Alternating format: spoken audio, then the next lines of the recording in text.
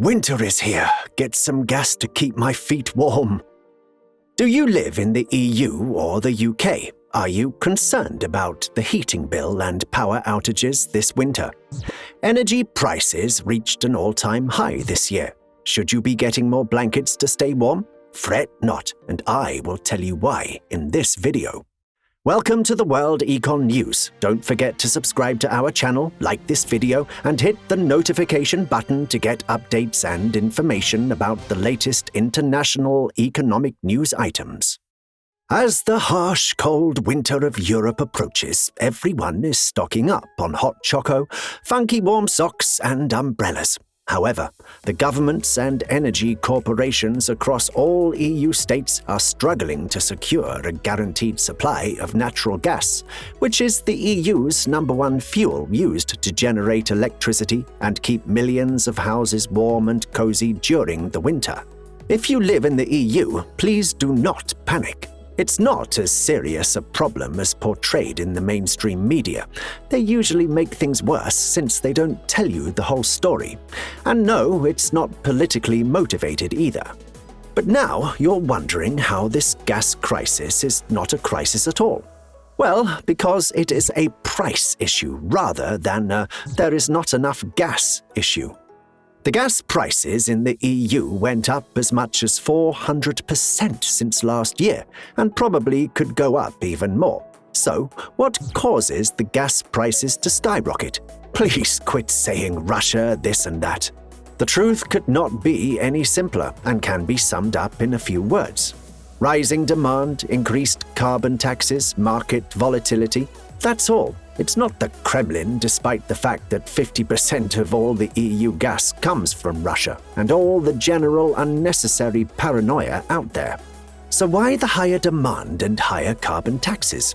Well, as the world recovers from COVID-19 and factories around the globe return to work, in a rush if I may add, as they're trying to resolve the supply-demand chain shortfalls, the demand for gas naturally increases, and rather quickly. Meanwhile, the continuous energy improvement policies in many countries around the world by switching from the old, dirty, toxic coal to the less toxic gas for generating electricity puts more pressure on gas suppliers and their reserves, which in return is pumping the prices upwards. Now, let me be clear. Experts agree that the above reasons can justify some increase in natural gas prices, but not the mind-boggling 400% increase in such a short period of time. So naturally, we can assume that there are other reasons. Come on, again, it's not Russia flexing its muscles and extorting the EU. Please lay the Eastern Bloc conspiracy to rest. The answer, which educated experts agree upon, is the carbon tax. Yes, the carbon tax is another contributor. Yes, dear, who told you that the gas was super clean? It's not. CO2 is a product of burning gas, but it's way cleaner than coal and other types of fossil fuels. I'm assuming that you probably heard about the EU pledge during the recent UN Climate Change Summit, COP26, to increase carbon and methane footprint taxes in order to reach a specific goal in reducing emissions and to fund and encourage energy corporations in investing in clean, renewable energy. Oh wow, so these are all the reasons behind expensive gas? Nope, not exactly. There is more. All the reasons I already stated, reasons backed by experts, are still not enough to justify a 400% price increase since the beginning of 2021, after 5 years of price stability and smooth sailing. So there has got to be something else lurking in the dark, getting between you and your gas, creating confusion. So what is it? It's the energy and gas market. You see, gas is a commodity. Soon it will be a global commodity, and it's a huge multi-trillion-dollar market. Allow me to explain by heading off topic just a little. Okay, I'm not trying to be negative, but, well, some of the wars in the recent 100 years were not only about oil. Wherever there is oil, there is also gas. The two are kind of neighbors or non-identical twins in their underground dungeons. I mentioned this not to remind you of the infinite human stupidity in the recent past, but to assure you that such wars are something of the past. Today, most battles are conducted in corporate command centers, parliament chambers, and over the phone or via video conference. To be fair to Zoom lovers, it's something worth celebrating. Regulated capitalism with a hint of social media is indeed a blessing. The masses are taking over. No one is going to die nor kill for a barrel of oil nor a cubic foot of gas. But I can guarantee you the corporations will squabble over gas in the markets, which affect the prices. So what's happened in the EU gas markets? I'll try to be brief here. The experts' mumbo-jumbo, charts, acronyms, and derivatives drove me nuts. Over the past 24 months, the EU gas energy markets became highly volatile due to COVID-19. Some traders got greedy. They all got greedy. Some got rich, some lost a lot of money, some went bust, some capitalized on it, and some are still in the land of the lost sniffing for gas. The last one didn't sound right. Anyway, you're probably thinking, what on earth does all this mean? It's exactly the same as in the stock markets or crypto markets.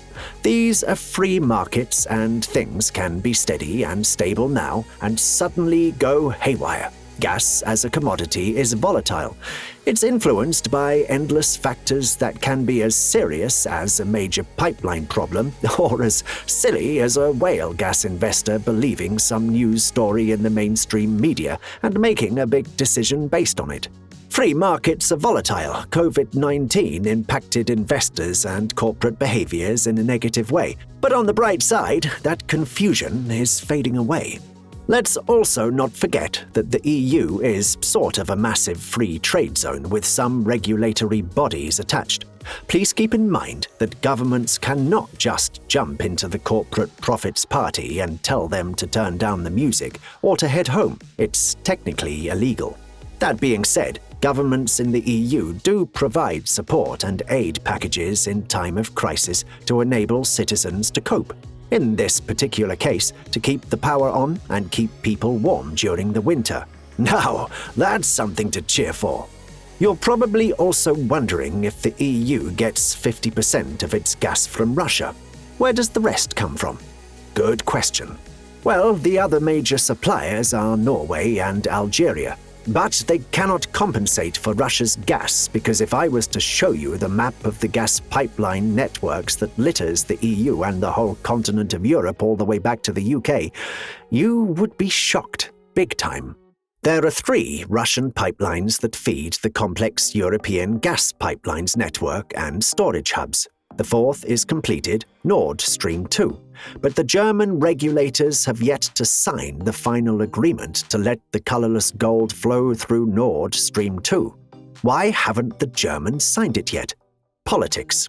The US strongly opposed Nord Stream 2 since its inception because it represents yet another pipeline that bypasses Ukraine, where there is beef going on between the superpowers, Russia and the USA, over the annexation of Crimea by Russia.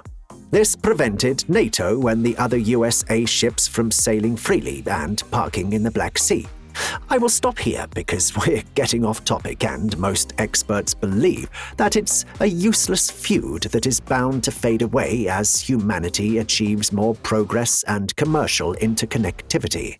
I don't think the Germans will sign the final agreement and open the Nord Stream 2 gas taps anytime soon since there is no serious chatter about it.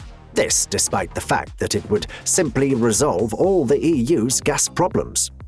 Again with your question. Okay, I will tell you why the Germans are hesitant, or more like afraid to do so.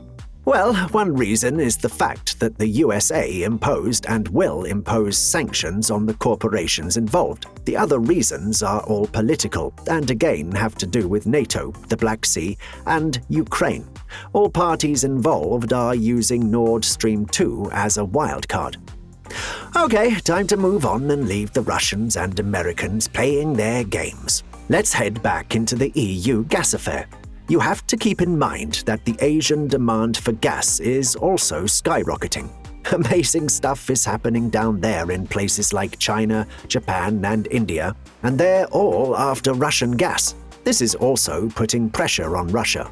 As for Norway, which is quite rich in gas, it doesn't have the proper nor big enough pipeline infrastructure to increase supply to the EU, and it's also currently performing some serious large-scale maintenance on its gas infrastructure and production capabilities. According to some experts, Norwegian gas is more expensive than Russian gas due to costs. Norway got a pretty high GDP. All these things represent an imbalance in the supply, demand, and cost correlation. The bottom line, Europe is also growing. Its economy is growing, the population is increasing, and it's not met its renewable energy goals yet. The EU states must step up their game and secure a steady supply of gas at the lowest price possible. It's unfortunate that the EU is forced to play hardball with both the USA and Russia.